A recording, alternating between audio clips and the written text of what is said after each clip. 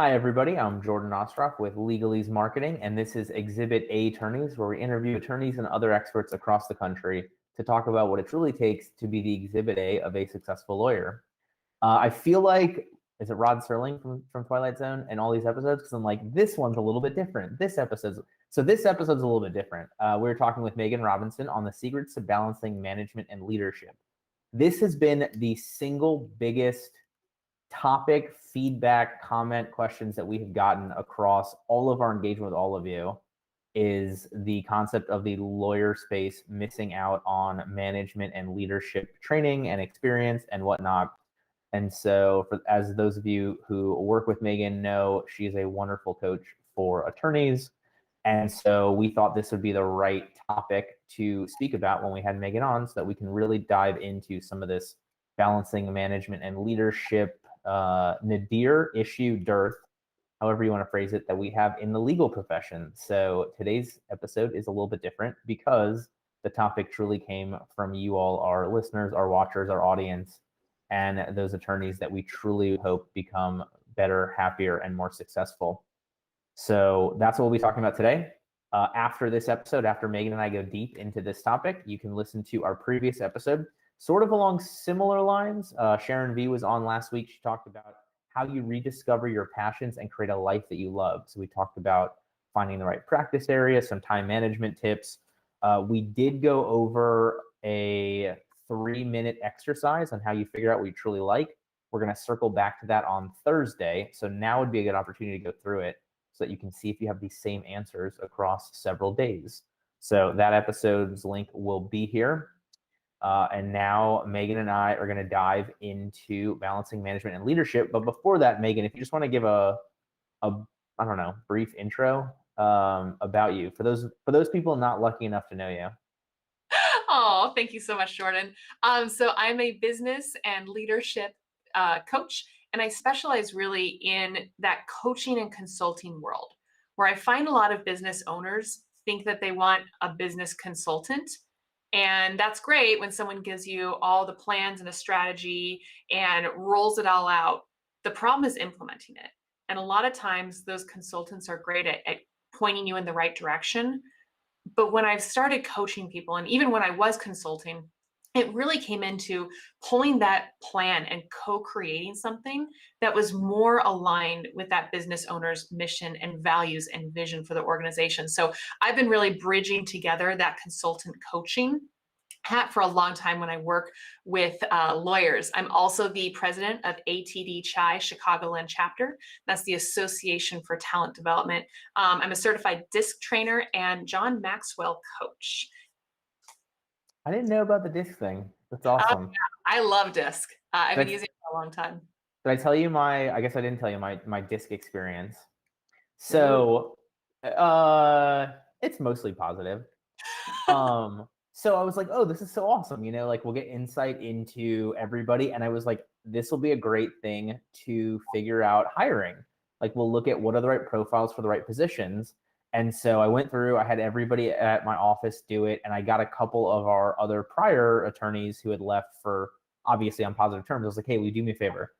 We loved you. You moved to a totally different state. You totally got out of practice of law, whatever it was. Would you take this profile so we can see like, what about your, I don't know, background, personality, motivating factors, whatever you want to call it, fits. And at the time, I had one employee who was like my least favorite, and him and two of our favorite prior employees, the exact same spot on disc. And I was like, no, I can't cheap out on how I don't know, how I put my potential hires through it. So You're hoping that I would just give you the roadmap on exactly who you need to hire. yes. And well, it's interesting. It does help you understand where a lot of people will gravitate towards, but it's really more on the behavioral. So a lot of how they'll respond to things or what they need may be similar, but I will say their level of self-leadership and how they communicate and how self-aware they are with that is not necessarily managed. So I don't know what the differences were between those two people. Even so though much. They were so different as human beings, but yet the same disc profile. So yeah, I know. I thought I had hacked the system. I thought for whatever it is, 75 bucks a person, I would get the ultimate test of good employees or not, at least for, a specific role. Because obviously my paralegals versus our marketing people versus our reception versus our sales intake people, much different profiles that we're looking for. But this was like two attorneys in the same exact spot, same practice area, same whatever. And so if anybody has any tips, I'm still working through what the right personality tests are for potential hires. Ooh, I still think DISC can be helpful in walking them through it and understanding, seeing how their awareness is of those different aspects and if they know what they need to be successful. And I don't know what the challenges were between the two people. So if you want to dive into that, I'm happy to go there, but but I don't want to get in the weeds. Well, I think this dovetails into management because, like, I still love DISC from a management perspective because it talks about how people want to be talked to, how people want to share, what people do when the going gets tough, and those things I think are awesome from a management perspective. So maybe that's our not our unintended segue intro, but we'll tie it back into a nice bow. So when it comes to management, what are we really talking about? Management and leadership are kind of two sides to the same coin, I think. And a lot of people don't know whether they want to be better managers or better leaders. And really, when I look at the two and divide it, I look at management as processes and procedures and leadership as people. So if you have a process issue or you have a people issue, that's when you need to wear that management hat or leadership hat. But I was putting together a presentation a couple months ago, and I just did a quick Google image search for manager and a quick Google image search for leader. And I will tell you, the types of pictures that come up for managers are not positive. Everyone thinks of like micromanaging and getting in your way. And when you go to leader and the images for that, it's all visionary and here we go and let's go together and team oriented. So it's so fascinating, just even when you think of the connotations of the words and how they show up, how manager tends to have that really more negative side of things. It is important. And I think when we look at lawyers specifically, you want to be able to manage everything, right? You want to be able to say, here's my process for X, Y, and Z. If you deviate from it, you are wrong, you've broken it, bad you. And instead of looking at that leadership side and saying, okay, do we have the right processes? How can we support the people in being successful in that? So I think lawyers have a hard time with both, frankly. So from your perspective, we manage things, we lead people. There we go. Okay. See, which is interesting because it's funny that you mention it that way. I find myself to hate being a manager because I hate the micromanager thing, but I do find myself overseeing systems and processes better than other people because I can be short. I'm aware of that. I mean, I am short anyway, but I can be the other kind of short. It's okay. We're all on Zoom. No one knows how tall anyone is anymore. See, I've started telling people I'm 5 feet tall. So when they see me and I'm 5'6", they're like, "Oh, you're taller than I expected." I got this whole system planned out. That's brilliant. I normally tell people I'm 5'10" and I wear a lot of high heels. So don't be surprised. There you go. The same. But yeah, it is managing things versus managing or leading people. And there's a little bit difference in how you lead that has a management aspect, because I think it comes into accountability is kind of the piece that drives those two together. So when you think of processes and things like that, there's a certain sense of accountability that needs to come with managing a process. And when you're on a leadership, you still need to have your team be accountable and you have to be accountable to the team. So I think that's really that line where when you focus on accountability and how you foster accountability at your organization or how you track and manage accountability, that's where it becomes really micromanaging or more leadership driven. So I want to dive into that, but I want to back up for a second. Obviously, anybody listening or watching this who already owns their own firm, congratulations, you are a manager and a leader, whether you want to be or not. And at some point, you can figure out hiring somebody to take over those roles. But for the people who have not yet made that jump or will not make that jump, who are sitting at another firm working at another company, whatever it is along those lines. Are there certain lawyer things? Are there certain interests? Are there certain feelings they would get that would let them know they might be better in management, or they might be better in leadership, or they hate both those things and want to remain a lawyer or employee, or whatever we want to phrase it? Oh man, I don't think you ever get to tap out of leadership or management, frankly, because you've got to self-manage, you've got to do time management. We were just saying, Ah, having a conversation, that's still managing yourself. That's still focusing on your own processes and staying accountable to what you said you were going to do. And you've see, got to be able to lead your clients. Even if you don't have a team beneath you, you've got to be able to lead them and partner with them to get towards your success. see, you're so smart, because I always tell people, I'm like, all lawyers are salespeople. You are selling somebody hiring you. You are selling your case to a jury or a judge. But I love this from the concept of all lawyers are leaders, because you are leading your client through their situation. What I a like great perspective. John Maxwell's quote on leadership. Actually, before that, there's a study. They interviewed 140 different CEOs and asked them all to define leadership. And they got 140 different answers in this study. And so I think everyone wants to think that leadership is kind of that personal journey, and it's a little hard to define and nail. But I do go back to John Maxwell on his quote is leadership is influence. Nothing more, nothing less. And just like you're always selling, you're always influencing. See, that's interesting, because I look at it from I like leading by example, because I hate being a hypocrite. That's my least favorite thing. And I'm sure I've done it about a million things. But anyway, so I always look at it from the standpoint of like, leadership is the stuff that if other people recreated would make them a great fit inside my company. Can you say Maybe if someone recreated leadership? so, like, from my standpoint, leadership are the things that I do that if somebody else recreated them or did them their way, that would make them a good fit. So being on top of emails, showing up to the meeting, engaged and interacting with everybody and going through those things. Like, for me, that's that kind of, I guess that's leading by example, but that's sort of my ideal leadership role, position, viewpoint, mindset. I think that's the behaviors that you're exhibiting, right? The behaviors that you're having is I respond to email quickly, I show up on time on meetings. But the values that you're showing, those are what's more critical, because everyone will have a different behavior, just like tying it back to DISC. DISC is a behavioral assessment of how you will act in a situation. When you're looking at leading or managing or having other team members, creating really strong core values that reflect those behaviors, that's where you get everyone aligned.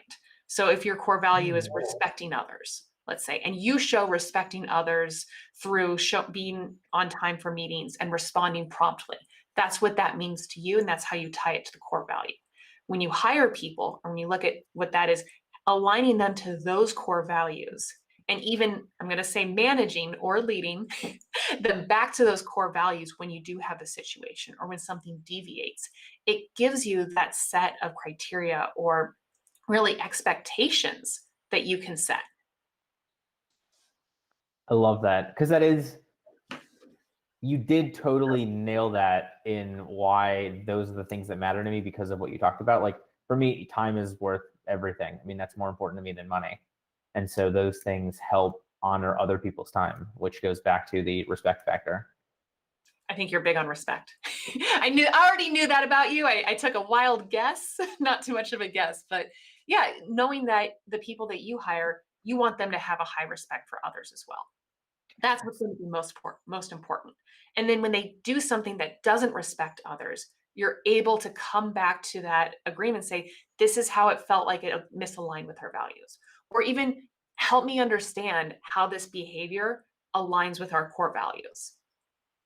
So it sounds like, I mean, even for the service lawyer who's billing 80 hours a week, it still sounds like it's important for them to come up with like those 5 to 10 core values to make sure that they're in the right job, to make sure that they're handling it the correct way, to make sure that they're aligned with the company's mission, just as much as it is for the lawyer who owns their own firm, making sure employees feel the same way. 1,000%. And I think 10 is a lot for core values. I actually suggest like 3 to 5. Okay, 3 to 5. We actually use Brene Brown has a great list of core values I can share with you that really helps kind of distill pieces. And when you start looking at them, you'll start to notice kind of things that group together. And I tell people, don't just choose a bunch of core values that resonate with you. Choose values that resonate for you in that role. So your personal values and your professional values, correct, there's no difference, but you're going to lean into certain professional values that you may not lean into as much personally. So nothing should be out of alignment, but when you look at your professional core values, really thinking of how you want to show up in that arena. And that's the Dare to Lead, the list of values. All right, Breezy, I am going to drop that in the chat here. So if you can please add that to our Facebook feed. So daretolead.brenebrown.com/ they did not use a pretty domain name to get you there, but we'll get it up there. I can also send you the PDF too. It has her information, so it's not like I stole it. But I do like not just looking at what those top 3 to 5 are, but writing out why is that your top 3 to 5? How do you show up with it? What is that? Like really diving into it, because when you start to define it, not just the word, the connotation that you have for it, that's where you get other people to align. So you may choose respect and someone else may choose, I'm trying to think of, like, let me pull up my value list. It's on my dashboard, or there's not a lot that's on my desktop, but that is one of the documents that's there. You may say loyalty versus respect. And when you start defining what respect means, it may mean loyalty to someone else or vice versa. Or you have an aspect of respect that goes into loyalty where you respect a team and you stay true to it. So a lot of times, as soon as you start to define that one word value, that's where you really get other people to align with it. And it gets more clarity and a common language for it that isn't so one-sided. So let me ask the wizard question, or the man behind the curtain question. We're going through this list. We're going to come up with a 3 to 5. How much of it is this is truly what I feel, and how much of it is this is what I want to be, to think, to be known as, to whatever? Like on that fake it till you make it, where are we looking at that for core values? When it comes to core values, there's nothing faking it about it. So you have to feel them and you have to believe them and you have to live them. So if yours is fake it till I make it, your value may be walking the walk. And that's where, when you say what you do, which is also integrity for some people, doing what you say you'll do. So all these, they start to kind of tie together, but you can't have a value that you don't actually have a behavior behind. So you can't choose aspirational values, let's say, because then you will never align to them, because that's not really how it is. So it goes into more vision building at that point. So when you are building a vision for the firm, for your business, the values have to align to that vision. But I don't know. So like one of them is gratitude. I think that's the easiest one to kind of narrow my question. So from the gratitude perspective, obviously I agree with you from the standpoint of, if you don't give a rat's butt about gratitude, it's never going to be a value. But I think all of us, certainly me and certainly everyone I've come across, can show more gratitude, can be more grateful, can show more of that to other people, get it more back themselves. So I guess there's a difference in there, because it does have to matter to you, but you still can be working on being better about implementing the value, I guess.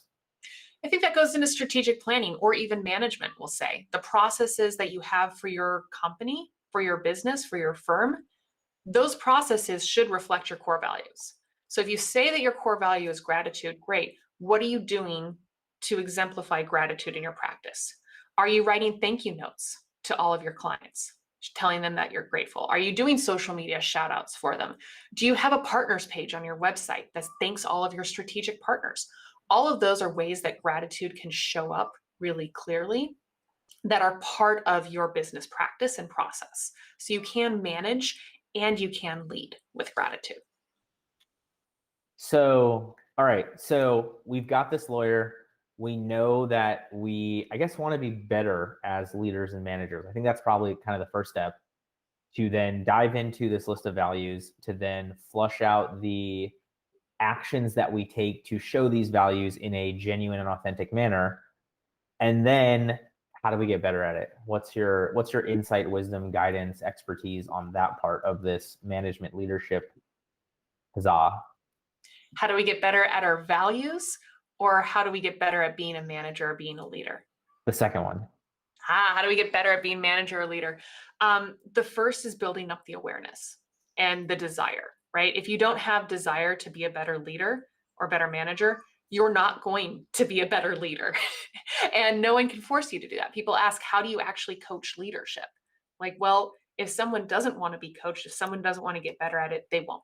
So your own decision and determination is part of that. And then building up the awareness of where you have gaps.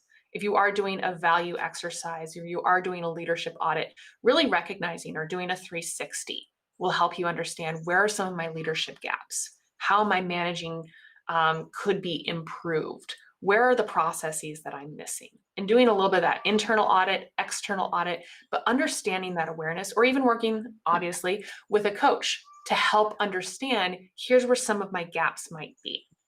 And then you can work on updating them. You can work on closing those gaps, putting together systems, processes, work so that you can improve. Because improvement takes work, unfortunately, and it takes a lot of practice. And leadership and management, there is no gold medal in leadership that says, hey, you're done. It is a constant journey. It's a constant evolution. And so it's continuing to take that journey and to choose to get better and to choose to work on it, because we all have different opportunities to show up with leadership. We all have different opportunities that are constantly hitting us. And sometimes we need them and sometimes we don't, or we opt out of them. So making that conscious choice. So do you agree with me? I mean, I feel like everything that you might bring a coach in or consultant in for, you do still have to have that same like willingness to change, learn, get better. 1000%. Okay. So then from that management side, and I love that we're getting super meta about this, because in essence you are managing your ability to manage things, or managing your ability to lead people. What, I want to phrase this the right way. Like, what do you find to be the most common, I don't want to say problems, pushback in that area? Like, I mean, is it that people don't actually want to change? Is it that they don't know how to implement those better systems for that? Is it that they backslide? Like, what becomes the biggest struggle they'll face during this self-discovery journey of becoming a better manager or leader? I will say the emotional aspect. I think a lot of those behaviors come back tied to an emotion with it. If you're backsliding, it's because you're afraid, or you're uncomfortable in something. So the emotional baggage that you carry with that will get in your way time and time again. And there are times when things are a little bit slower than you'd like them to be, and sometimes progress happens really quickly in an instant. But both of those takes that constant discipline, a little bit of that practice that goes with it, but understanding the underlying emotions that are causing you to do something or limiting you in one way or another. And now you're going into feelings and beliefs that will be a huge hurdle on your personal journey for that. I think when you're looking at, oh, go ahead. No. I'm painting my mental picture of what you're talking about. Painting the picture of what it means to go on that leadership journey, and you have your 2 suitcases of emotional baggage, and sometimes you unpack one. Hey, if I've only got 2 suitcases of emotional baggage, I'm doing pretty well. I had my hands up with that. And don't forget, there's a backpack there and like a rolling thing behind it. Sometimes you can drop them off too. You say, thanks, this is where you're going to stay. I didn't need to take that with me anymore. Got a little too heavy. I'm trying to figure, I guess, look, here's the thing. Every company has a culture. Every company has a brand. Every company has core values, even if they don't actually know what they are or are taking steps to formulate them, then they're still there. Like, there is still something happening in situations that are not managed properly, not led properly, whatever. So is it possible to like bring in the right leader to bring in the right core values, or is that like a 1 in a million thing? I don't think you can ever say bring in the right core values. Nothing is right or wrong. The culture has been formed through the community, right? They've started to normalizing different things and behaviors, and they're probably getting rewarded for it as well, which is why they continue. So cultural issues definitely have a tie into values. I think when you look at either yourself and how you want to display your values in that environment and be the disruptor, and it's probably a positive one, knowing that you have an uphill battle ahead of you, you have challenges, and that's okay. And mostly if you're doing the right thing, as I'm going to say loosely, because I know that's one of your values, right? Doing the right thing. It may take some time, but sticking to your guns and knowing what the right thing is and showing up with leadership, that will slowly shift the culture, experience after experience. Bringing in new leadership or someone else that doesn't align to those cultural norms and just wants to come in with a sledgehammer, say, here's our new values, guys, better stick with them. That's not really great change management either, right? That's not going to get everyone on board. So I will say earlier this year, I actually stepped onto a board. So I joined a board, my association, and within the first 4 months, I'm actually now the president of that board. And there were some leadership challenges. There was a medical emergency. I didn't just like commandeer the ship, right? It was a mutiny of talent development. There actually was a bit of a mutiny. Well, there we go. So there was some challenge. There was a lot of ship metaphors going on. But I looked at the team and I said, okay, what are our values? Like, what are we really here to do? Everyone is here to create a community and they're passionate and they're driven. And how can we lean into that? And really using the values that I got from the team, I crafted a slightly different vision. And I said, here's what our mission is. Here's what we're going to do, that I knew everyone had some buy-in and could really rally around that cry and say, yes, that's exactly what is encapsulating the things that we love and bringing that to the forefront. So letting go of some of the past things and moving forward to here's what we can control, here's where we can focus our energy, and this is what we want it to be. And really just driving forward with that. And I like that you talked about it was a slight change or slight correction, because obviously, like to go back to the ship analogy, like it's really easy if you're already going this direction to, veer the ship a little bit to port or starboard than it is to do a 180 turn with the ship and go a totally different way. 1000%. Nothing is that agile, particularly when you're talking about practices or, this was an organization over 100 years for this association. I don't need to change 180. They've been around for 100 plus years. They're amazing at what they do. We just need to right the ship and make sure that we actually, the analogy I use is we're going to get the ship back on course. We're going to course correct a little bit. We're going to take some of that cargo off. We're going to lighten the load, make sure that it's a little bit faster and streamlined, and turn it into a bit of a booze cruise. Because one of the values that I really wanted it to be was fun. And I will say leading volunteers is a different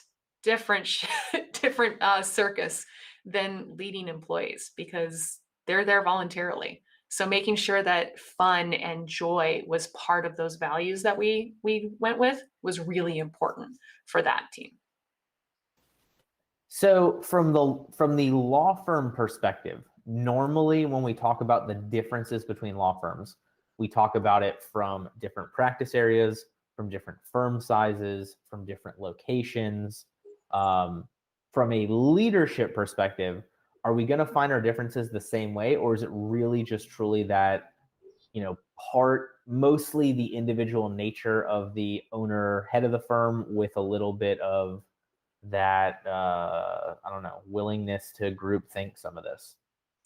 I think you're saying one of the differentiators for different law firms is leadership or the owner, right? And how can they be different leaders, or is it? Yeah, look, we're all going to have, every firm is probably going to have different values for the most part. I think there are certain things that, like, it would be as much as PI attorneys get the ambulance chaser joke, it is, or I guess for some people, for everybody, it's probably not a joke, but it is truly that much more difficult to practice that area of law if you are really in it for the money, because there's just so many opportunities to like screw over each client and therefore not build that right reputation and groundswell if you're not actually caring about the client, not actually putting them first. And from a, criminal defense standpoint, if you are truly a, law and order thin blue line person, you don't necessarily see the case from your client's perspective. So there are going to be certain values kind of baked into it. But are we looking at this being, 75% sort of the owner leading through their values? Is it a 50% everybody sort of pitching in on what makes the most sense? Is it 100% the owner and really just hoping that you're putting in the right values? I think when you have an owner, and this is always really hard for owner operated businesses because it's their baby. They've grown it from the beginning. It was all them at one point, or it still is all them. So their values are the business values, plain and simple, no difference between that. When you start to grow and you have more people involved and you start having a team, making sure that their values align with yours is going to make better hires. It's going to make better growth. It's also how you're crafting the vision for that team and vision for that practice. Because without that, you're just going to, project. No one wants to have the other people's values forced on them. And if you are such a, I'll say, strong leader, for lack of a better word, or let's say forceful or dictatorship style leader, where you're just pushing your values on the rest of the team, that's not leadership, right? No one thinks, man, they jammed these values down my throat. I totally believe them now, and I'm totally aligned to the mission. And rah rah, team, let's go. That's not particularly great leadership. That's just a dictatorship. So I think when you look at leading a law practice, making sure that you have alignment with the team, that it's more than just yourself, that you understand more that servant style leadership, that's where you have a very different in practice and how it shows up. So I love the quote, management is about getting people to do things they don't want to do. Leadership is about inspiring people to do things they never thought they could. And that's from Steve Jobs. And that's a very big difference in what type of a manager or leader you want to be in a law firm. I love that. So what about the pushback of employees not, I don't want to say not caring, that's not the right word, but like I have talked to a number of law firm owners that have the issue of they're surrounded by yes people, and not even so much from the standpoint of like, oh, this is a great idea, you're the boss, but from the standpoint of like, look, this is your firm, this is my job, so like I will do it the way that you want to do it, no problem, you know better, you've been doing it longer, whatever. What's the tip, trick, insight in that situation? Because obviously I think the like, we have to go back to the other, we have a full mutiny in our hands. I think that's easy. Like you have the wrong people in the team in some manner. Do you still have the wrong people in the team if it's the, too easygoing of a group? Sounds like you're worried about disengagement, right? I don't know. I don't know what that means. So So a disengaged employee, right? It's kind of apathetic. They don't care what happened. They're going through the motions all the time. They're not engaged and aligned to your vision and like full in. They don't have the enthusiasm for it. It's apathy. Maybe. So I'm trying to, and obviously, look, I'm combining, 15 people's different feedback on this issue into this. There are definitely some that are in that boat, and then there are some that are like the halfway point between that and success, where like it's not that the employees don't care, it's not that they're apathetic, it's just that the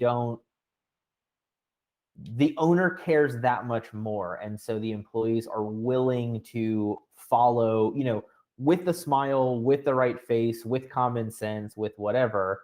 Is that still a problem? Depends. It depends. Okay. So even going to disc, right? Everyone has a voice, everyone has different opinions, everyone expresses it differently. And I think giving your team the opportunity to share their thoughts and actively engage and partake in the goals and vision of the organization, that's where you get higher engagement. I'm presenting at the beginning of September for the Greater Oak Book chapter of SHRM, being a business leader versus a business parent. And I think what you're talking about is kind of falling into that more parental behavior, right? You're just babysitting everyone. They're looking to you for permission to do something, and they haven't really been empowered or engaged to go for it just a little bit more and have that enthusiasm driving it. So I always look at, how have you inspired that behavior? What opportunities? Do you continue to just spoon feed them the answers? Or how are you engaging them to think or to make their own decisions? As scary as it is for a business owner, if that's what you really want, you've got to be able to have the actions to support it. And leading them instead of managing them is really that difference, right? That is a terrifying concept of business parenting versus business leading, but it does make sense. Yeah. There's times when you need to, of course, you need to show them the ropes and you need to train them and onboard them. But if you're always parenting them and you're always in that micromanagement, if they're looking to you to do everything, you have put yourself in a constant parenting role and you're not leading them. You're not empowering them. They're not inspired. They're just going to go back to you and get the answer every time. And that's really where you have to start coaching your team and leading in a different way. I know. I try to tell high school students, law students, undergrad students, whatever. I was like, if you can Google answers really well, that is a hugely sought after skill. And and it's people laugh or they look at me sideways, and then like the more they get into it, they're like, yeah, you know what, you're right. Like there's gonna be moments where everyone's stuck in court, where there's some emergency coming up, where there's something that's never happened before, where there's something that's not in the policy and procedure that you weren't trained on, and just like the ability to be able to figure out a viable enough answer without being able to get in contact with anybody else for whatever reason is immensely helpful. I love the let me Google that for you. I don't know if you've ever seen that GIF. When someone does ask you a question, you just want to be completely passive aggressive about it. But even, instead of teaching people how to Google for themselves, frankly, that's the critical thinking. That's problem solving at its finest. Googling is problem solving, which I know sounds a little silly. But even just asking your team before you give them the answer, what have you tried? What would you do? What do you think? Empowering them to work through it so that you're encouraging that problem solving, you're encouraging that critical thinking instead of just always, oh, here's the quick answer. Hey, I know this because you have the experience. But coaching them into that will make your life a lot easier in the long run and will make them more empowered and more engaged in the work that they do. So, look, I normally during these conversations on the show, I don't know, 80% knowledgeable, something along those lines. Like I learn a bit at pretty much every show, but like this is the one where I feel like the fish being told to ride a bicycle because I have managed and have led despite not being incredibly intentional about it. So I am way out of my normal wheelhouse zone of genius, etc. here. So what are we missing? Like we've got, up to about 20 minutes. If we end early, great. But like, what am I totally leaving out and not leading you towards super smart answer, helpful insight, wisdom, etc.? I'm going to say it's going to start with intentionality. So a lot of us become managers or business leaders or owners, and we haven't really thought about what kind of a leader we want to be. What kind of a manager do you want to be? Who are the people that did it really well and who are the people that didn't? So I'll say most people have really great examples of bad managers. They don't have great examples of great bosses. And so thinking preemptively before you get in that position or when you are there, who do I want to be? What are the values I want to lead with? How do I want to handle these situations? And really thinking through what your vision of leadership looks like. That way you can align yourself to it and work towards that. Because if you don't have one, you're just, I would say, I don't know. I'm like shooting fish in a barrel, wrong one. I just wanted to get back on the fish on a bicycle one. But if you don't have something, you don't know what you're working towards and you're being really sporadic with it, right? You're not being intentional. You're just seeing what comes at you. And I even ask clients sometimes, who's a great leader in a movie that you admire? How did they lead? What were the challenges that they overcame? And thinking about how you can take some of those approaches, even though it's a fictional character, into your own practice and your own style. It does a ton of good for you to have that picture of what success looks like because it's very, very rare that people did have great leaders. And if they do, or great mentors, they love talking about it. I would say a lot of people's vision is actually saying, I want to be that great leader that someone else talks about. I want to be the person that they come back to, that they talk to years later in their career and thank. So, okay, so then to take that and circle back to something I brought up earlier, it does sound like once you have the, I don't know, core values in place, like once you have this plan in place, it does sound like you are able to bring in people to help implement that, but that you do need that solid foundation first. I think everything has a certain foundation of that, the core values, the foundation of the process, the foundation of who you're serving, what you're doing. It's like a business plan light. I'm not big on, oh, hey, you need to spend a bazillion hours putting together the most robust business plan, but you got to have some of the foundational pieces, because if you don't have that direction, if you're not pointing somewhere, everyone that's trying to help you doesn't know how. And this idea of leading your team and giving them that direction so that you can align them towards it and empowering them to support you, that's way one, it's a little bit easier than trying to do it all yourself, right? Instead of telling everyone everything that they want to do, and it's more enjoyable. So that's where you're going to find a lot more success. And you can say the core values, having some big goals, having a vision for the organization, knowing yourself what kind of leader you want to be, setting those expectations for the rest of the team. That's going to set you up for success and give you that foundation to build off of. I love it. I mean, you're right. It's so funny to me. So one, the longer I do this, the more I realize that every business is like 90% the same as every other business. You just sell something different. But ultimately, every process or every idea is really the same, 90% the same idea. It's having the marketing plan in place before you do it. It's having the org chart in place before you start hiring. It's having the job description in place. It's all that, plan, give it a shot, tweak it, edit it, see how it worked, and then redo it or fix it. But for that plan to work and to be successful, or even for you to measure the success of it, you've got to have the vision of what you want it to look like. Right. Yeah. Yeah. No, I'm there. It's your business needs a GPS. You need to know what the end destination is going to be for everything that you're doing to see whether or not you're closer or not. Exactly. And that's how you manage towards it. That's how you lead towards it. All right. So then same question again, now that we've been through that one, is there anything else that we are totally missing? Because I'm digging this conversation so much, but I want to make sure that you're getting the right insight, wisdom, knowledge to everybody listening, watching. I was gonna say, were there any other questions that came up? I know you said there were a lot of people that were asking about it. I want to make sure I get through anything specific. Sure. I mean, the biggest thing was just so the law profession has very long been an insular profession. We self-regulate, we self-train. Law school doesn't actually teach you how to be a lawyer. It teaches you how to think. So then you go to a firm and you find a mentor who might be a manager, who might be a boss, who might be a leader, who might be something along those lines.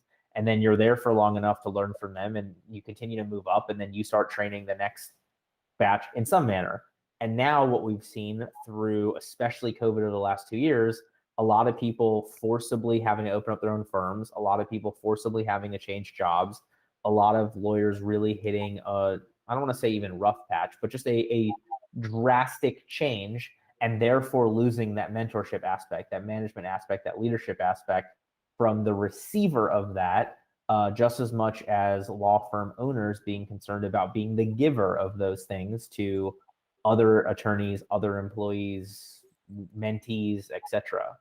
So that's really where this came out, is from that problem. I love that there's people out there thinking, man, I need a mentor, or I want to mentee someone, or hey, I need help on finding a direction or guidance with it.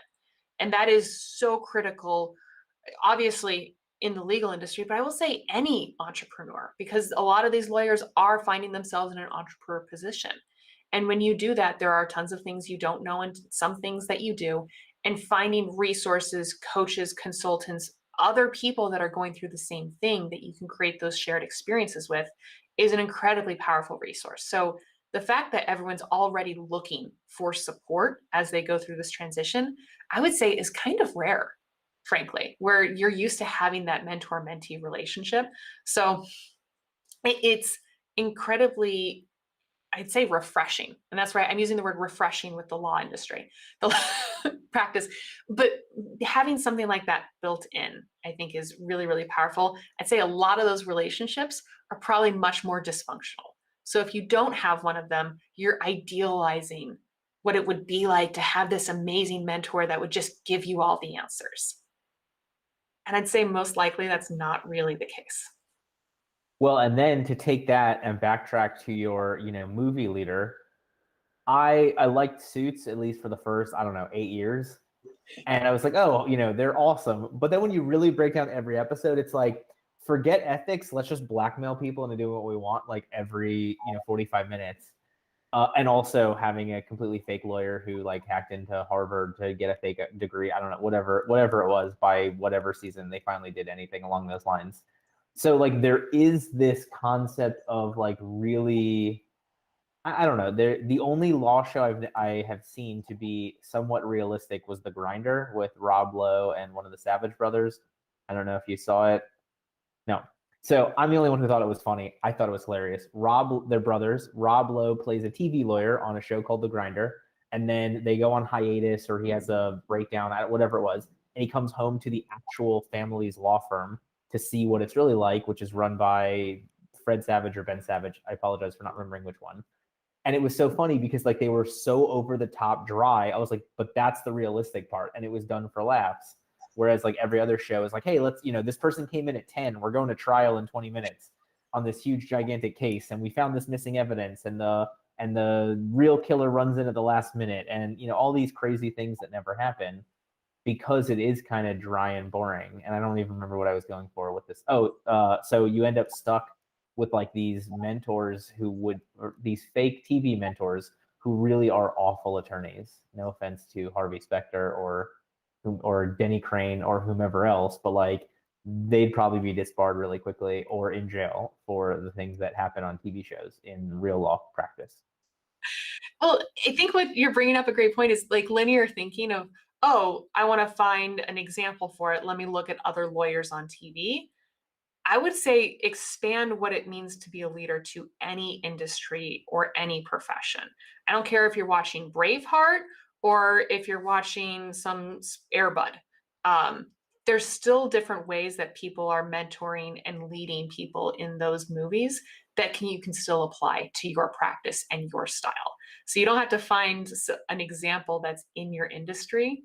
You just want to think of how they're leading and what they're doing for their mentee or mentor. And that's the type of relationship you want to create. See, that's why I always find myself going back to sports. Like the sport coach, I think, is the closest thing to a law firm owner.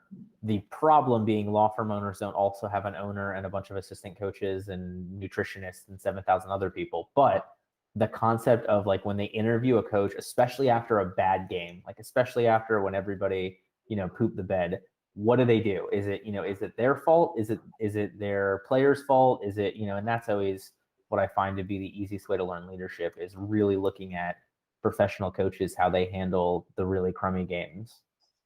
Well, I think when you're looking at being a leader of a law firm and you're taking more of that coaching approach for your players and for the team, that's a very different perspective and a very different role that you're playing than head lawyer. And moving and transitioning into that leadership and what it means to put on that leadership hat instead of just the great lawyer hat is where a lot of lawyers get tripped up and a lot of business owners because they're technical experts. And you are the technical expert, and sometimes you're the leader, and sometimes you're the only person there. And that takes leadership as well. But transitioning and continuing to grow not just the technical expertise, but that coaching, but that leading hat is where you find the success for the larger firms and where people are happier and where you will be happier because you're not trying to wear all of the hats. I would challenge that it is a lot like having that sports team and that coach where you do have other people that are supporting the players. You do have the sports nutritionist, you have the marketers, you have the sales coaches, you have the other people, you have the accounting experts and the finance that are supporting them, not necessarily directly, but giving some of that advice and being experts in their own area so that the players can play the best that they can. I love your ability to take all of my half-cocked analogies and actually bring them back into making sense. So thank you. Thank you. It's a good analogy. There we go. All right. So as we get towards the end here, please go ahead and watch Sharon's episode, do the 3-minute rundown on building your happy life, because this Thursday, this Thursday, so in 3 days, 1:30 Eastern time, Breezy? Okay, so 1:30 Eastern time, we're going to have Aaron Thomas on to talk about marketing strategies you can implement when time is scarce.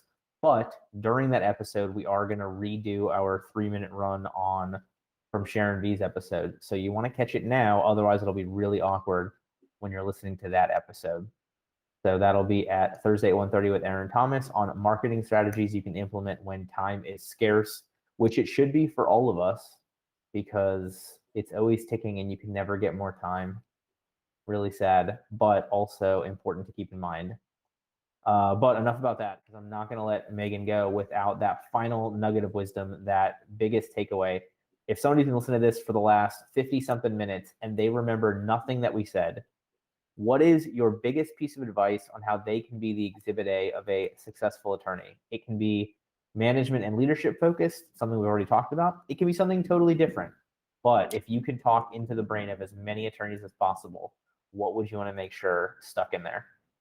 Say management is making sure that things are consistent and things are getting done the way that they need to be done. Leadership is about change. So when you think about being a manager and making sure that you're building the process and the machine and that it's continuing to run smoothly, that's the time for management. When you're thinking about change and being agile and growth, that's when it's time to be a leader. I love it. This has been truly one of the most fascinating episodes. And I'm going to have to go back and listen to this because I'm sure I missed stuff as I was here. Or with the benefit of hindsight, I don't know. I'm too close to the conversation for some of it. I was going to say, we need to focus and be in it. You can't take all the notes, but I'm sure you had the takeaways that you needed and spoke most to you, Jordan. This has been so much fun for me and just a joy to be on the show. So thank you. Of course. The only downside is I hate the sound of my own voice. So I might have to power through that. I'll have Breezy cut me out a copy of just what you had to say, and that'll be a lot easier. No one likes the sound of their own voice, so you're not alone with that one. Good. I just hope everybody else doesn't hate the sound of my own voice. I don't know. Anyway, thank you so much for joining us. This is wonderful. I don't want to go too far upfield, but as a lot of you shared, that management, leadership, mentorship being the toughest thing, I hope that we were able to give you quite a number of takeaways and some places to start, specifically those lists of core values, and then start working that into what you do and how you live up to those values as a person, as a lawyer, and as a company. Thank you so much for being here, Megan. Thank you for listening to this episode of Exhibit A Attorneys. If you're interested in becoming the Exhibit A of successful attorney, please check us out at LegalEaseMarketing.com, EASE.